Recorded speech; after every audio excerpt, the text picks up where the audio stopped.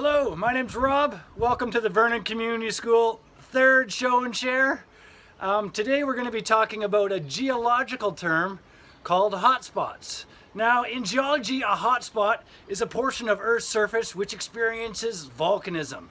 In 1963, a Canadian geologist named John Tuzo Wilson proposed a hypothesis to explain the Hawaiian Island chain and other archipelagos. Wilson's idea eventually kind of became known as hotspots.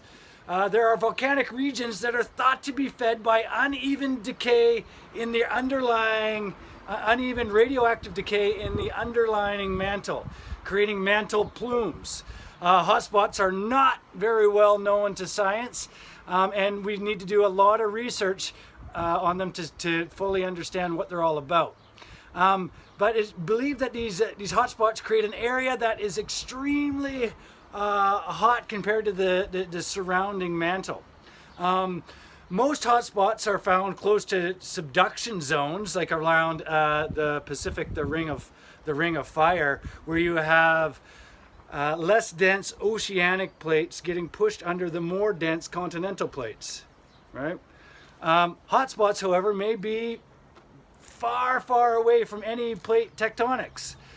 Geologists have identified about 50 such hotspots around the globe, and there's some under the Hawaiian Islands, Reunion Islands, even Yellowstone, the Galapagos Islands, the Canary Islands, and some of those are the most active ones at present.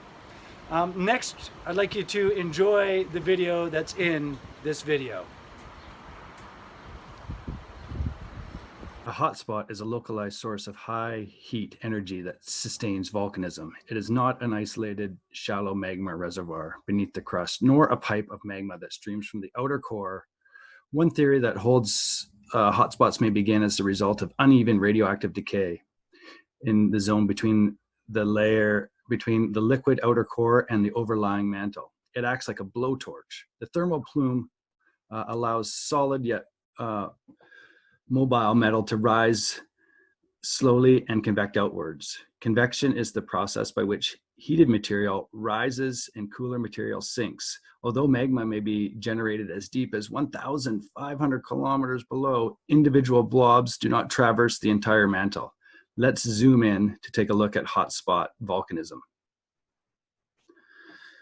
So this is beneath a moving plate. As each pocket of the metal as it stalls, its heat is transferred to adjacent rock. This process continues to the base of the tectonic plate, where decreased pressure facilitates rock rise to the plate, and a network of cracks and shallow chambers erupt on the surface.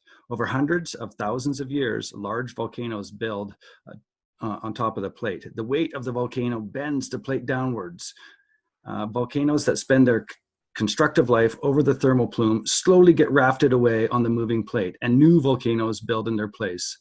Multiple dikes can feed several volcanoes. The moving plate drags the thermal plume with it. This can explain why volcanoes that seem to be dormant can erupt again after they have moved off the center of the hotspot. However, erosion greatly outpaces volcanism eruptions. And as the eruptions wane, the buoyancy effect of the plume diminishes, allowing the volcano to subside. Hi, welcome back from that super informational video. So next we're going to learn a little bit more about the Hawaiian island chains. So there's 6 major islands to visit when you go to Hawaii, each with its own distinct personality, adventure, activities, and sites. Kauai. You can see it up here. Kauai is the oldest island at about 5 million years old and the most northern island in the Hawaiian island chain. It's sometimes called the Garden Island because of all the lush growth. I don't call it that.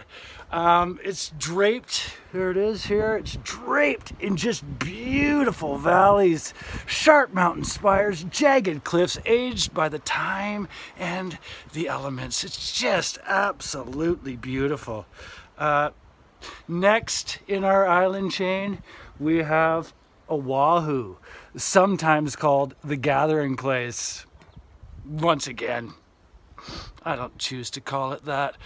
It's the third largest island and home to a very diverse population, a fusion of cultures rooted in the values and traditions of the native Hawaiian people. A really miraculous place to go check out.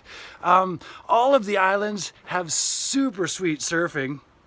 But none is super or sweeter than the surfing in Oahu. They were talking massive rip curls. And one thing I learned was that surfing is one of the world's oldest sport, dating back over 1,000 years to Polynesia. And when the Polynesians went to Hawaii, they brought surfing with them. And it was the first time it was witnessed by Europeans, or we have record of it, was when Captain Cook's ships were there in the 1700s. So anyway, super cool. Now, back to our next island, Molokai. Where are you? There it is.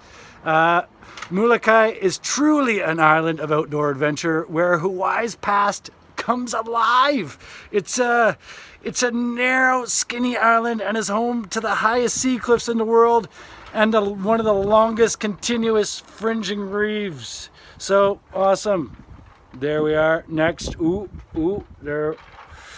Lanai, the smallest island inhabited in all the islands in Hawaii.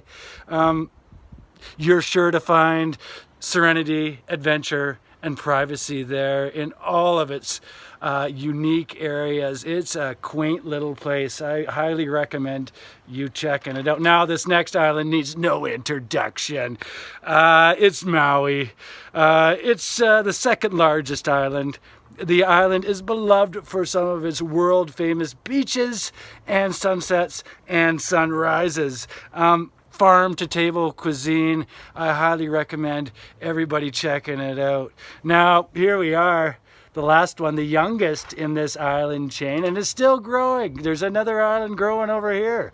But anyway, here it's about twice the size of all the other islands combined. It's Hawaii, right? You can travel through all but 4 of the world's different climatic zones there. You have everything from tropical rainforest to tundra because of the size of the mountains there. It's just absolutely stunning and beautiful, and I recommend everybody going there. And it's nearly twice as big. There it is. Twice as big as all the other islands combined.